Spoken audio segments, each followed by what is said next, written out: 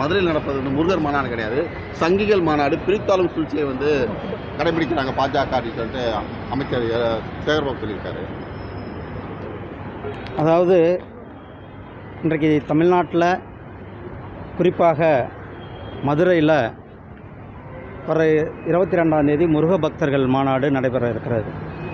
இந்த முருக பக்த மாநாடு எதற்காகன்னா, பக்தர்கள், இது ஏதோ பிஜேபி நடத்துகிற நிகழ்ச்சி கிடையாது, இது ஏதோ எங்களுடைய சங் பரிவார்கள் நடத்துகிற நிகழ்ச்சி கிடையாது.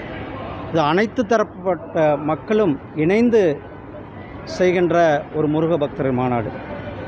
எப்படி கந்தசஷ்டி கவசத்தை இழிவுபடுத்தினார்களோ, அப்போ வந்து வெற்றிவேல் யாத்திரை அது தானாக மக்கள் வந்து எங்களுக்கு கொடுத்த ஆதரவு, அது கொரோனா நேரத்தையும் தாண்டி ஒரு மிகப்பெரிய ஆதரவை கொடுத்திருந்தார்கள். அது இப்பொழுது பார்க்குறீங்க, திருப்பரங்குன்றத்தில் அங்கே இருந்த விஷயங்கள், தொடர்ந்து இங்கு இந்து கோயில்கள், இந்து மக்களுக்கு எதிரான விஷயங்கள் பரப்பப்பட்டு வருகிறது. அதையெல்லாம் மக்கள் பார்த்து அவங்க வந்து ஒரு வேதனையுற்று, நமக்கான ஒரு ஒற்றுமையான தலம் இந்த முருகபக்தர்கள் மாநாடு என்று மக்கள் நினைத்து இந்த ஆதரவு கொடுத்து கொண்டிருக்கிறார்கள்.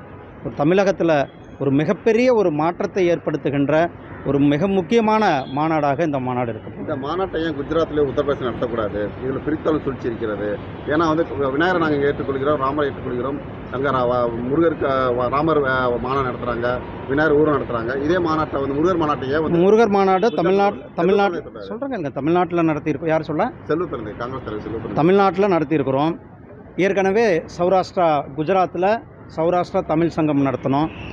வாரணாசியில் காசி தமிழ் சங்கம் நடத்திட்டு இருக்கோம். ஒவ்வொரு வருஷமும் நடத்துகிறோம். ஏதோ ஒரு வருஷம் நடத்திட்டு ஒரு வருஷம் விடலை. ஒவ்வொரு வருஷம் கூட காசி தமிழ் சங்கம், இதுக்கெல்லாம் உங்களுக்கு தெரியுமான்னு தெரியல, இதெல்லாம் போய் பார்த்துட்டு வந்தாங்கன்னா தெரியும். காசி தமிழ் சங்கத்துக்கு நான் இவங்களுக்கெல்லாம் அழைப்பு விட வைக்கிறேன். இவங்க எல்லாம் ஒவ்வொரு வருஷமும் நடக்கிற காசி தமிழ் சங்கத்துக்கு வந்து பாருங்கள். இங்கே தமிழர்களுடைய கலாச்சாரம், தமிழர்களுடைய ஒற்றுமை, தமிழர்களுடைய வீர விளையாட்டு, தமிழர்களுடைய இலக்கியங்களை எந்த அளவுக்கு காட்சிப்படுத்தப்படும், உத்தரப்பிரதேச மக்கள் அதை எப்படி கொண்டாடி கொண்டிருக்கிறார்கள் என்பதை இவர்கள் நேரில் வந்து பார்க்கணும். இந்த மாதிரி ஒவ்வொரு இதுவும் ஒவ்வொரு பகுதியில் நடத்திட்டு தான் இருக்கிறோம்.